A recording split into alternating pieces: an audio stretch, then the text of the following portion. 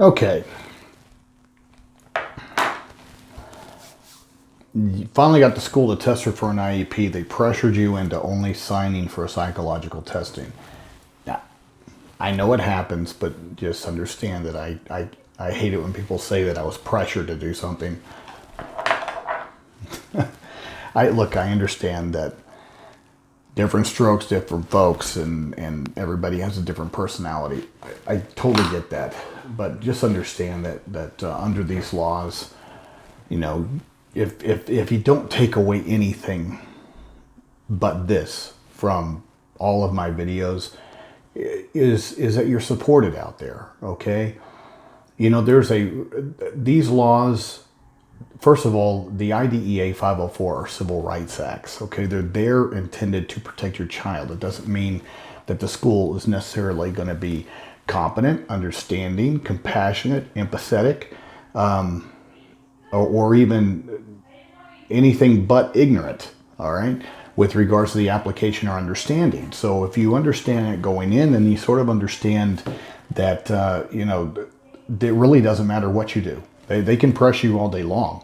But if you go in with a base understanding that these things are created to protect your child, then you standing your ground and saying no, and saying no, I think we need to just cover our bases, rule this out, make sure that we do this the right way. You'll find that they'll end up leaning toward your way of doing things, and if not, then so be it. At least have it on the record. At least have it notated that you asked and they refused, because you may want to come back to that later if you were to press your rights either through a state complaint, due process, mediation, or Office of Civil Rights. Okay, so those options would be there for you, but that would be important. With regards to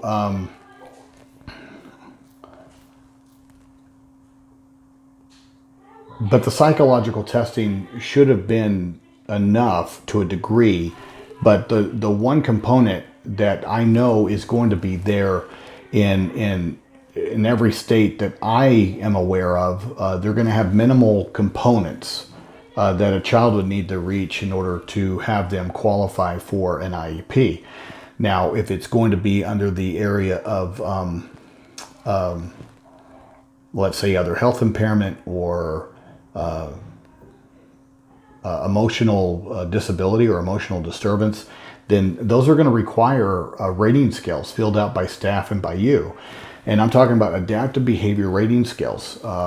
There's some other rating scales filled out by staff. And if they're, if you're telling me that your daughter's able to keep it together during school, then that's going to be a problem to eligibility, because the school is going to be filling out these rating scales. They're not an exact science. They're very subjective, and they're a snapshot of your child as they're perceived by the people filling them out.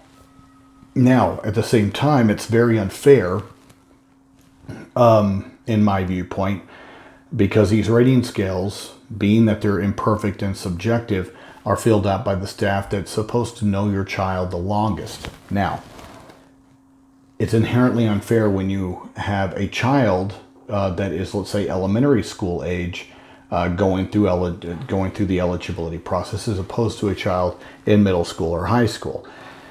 The reason is that typically you only have one teacher down here that sees the child for the expanse 5 days a week, 7 hours a day. When you start getting into middle school and high school, you have multiple teachers that only see your child for a smidgen of the day. And if your child's on medication, then the medication may wear off at a different time. I mean, you have all of these different components, but it's inherently unfair because this person that sees your child 7 hours a day is going to have a much better perspective as to how your child's emotional and mental well-being is impacting them, as opposed to middle school or high school, because they just don't see them enough. And I don't know how to fix that, because those are the minimal state requirements in most of the states in order to get an IEP. You may meet this component, but if you don't meet those rating scales or the these other components, then I don't know what else what could be done about it. You can't even necessarily do an independent in these areas because the rating scales are one of the hurdles. And how do you do an independent on rating scales on somebody's perception? That's a very difficult thing to get over. And if your child's medicated, then that adds another component of difficulty, because even though the law says that they're supposed to look at your child in their natural state, if they've never seen your child in a natural state because your child's always gone to school medicated, then that's going to be another problem. But what I think that the school is ignoring is, remember that there's 3 different areas of educational performance. There's more, but our main 3, if your child has, let's say, toileting needs, dressing, there's functional skills. But then you're also, depending on the age, if your child's 14 or 9th grade, then you also have transitional areas. But the main 3 educational performance areas for which we provide the child an IEP and for which they need specialized instruction is in academics, that's the no-brainer, communication, social emotional development, including behavior. Social emotional development, including behavior. We're seeing this spike, and you can look this up, Google it, with regards to mental health, anxiety rates of children in schools right now. We've seen an uptick in suicide.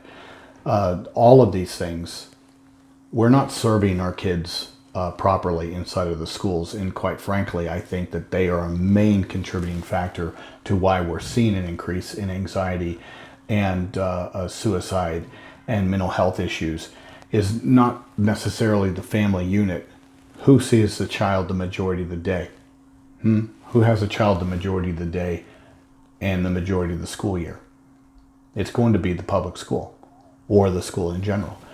And these environments have changed over the last 20 years to where the focus is different. There's not as much downtime. There's not as much social interaction. We've got this expanded use of social media that we have not learned to rein in yet or manage, okay? So these are all things that are exerting pressure on our kids inside of the schools. Now, with regards to IEPs, if the academics are okay, and if, and I'd have to argue that there may be a tinge of communication deficit with your child as well. But then you also have that big piece of the social emotional development. And if your child's social emotional development has tipped over into refusals to go to school, then it is their problem, because that's inhibiting your child from receiving a free and appropriate public education. Now, if your child doesn't have an IEP, then, that is absolutely part of the need. Because if your child's not at school, they're not receiving instruction. If they're not receiving instruction, they're not getting the credits. So the disability is impacting their attendance. Now, what can you do for specialized instruction for social emotional development? You can, you got counseling, you have therapy, you have,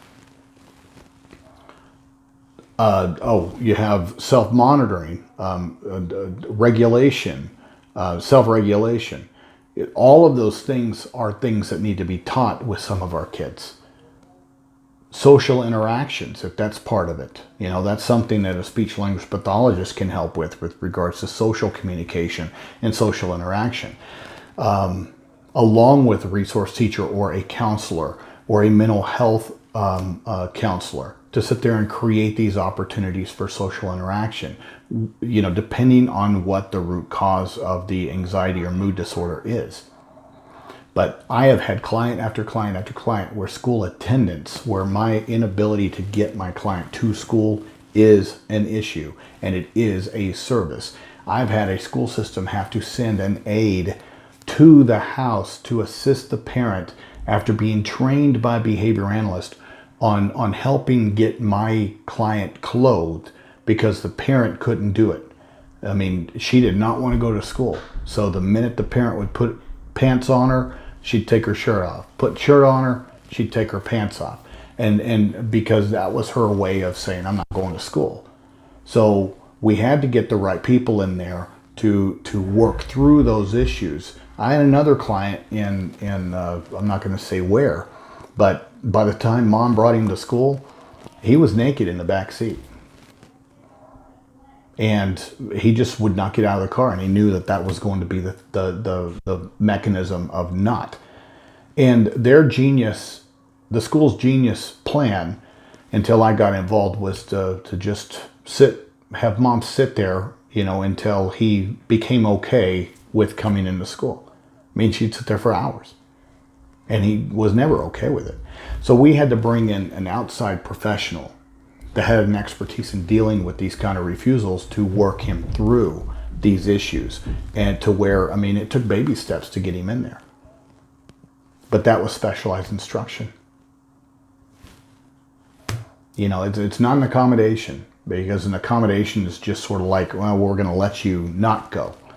That's not right. We need specialized instruction to help her cope and help her overcome these things. And that's the component that I think that they're missing, is that critical educational performance area of social emotional development that includes behavior. Okay? So go back and let them know that.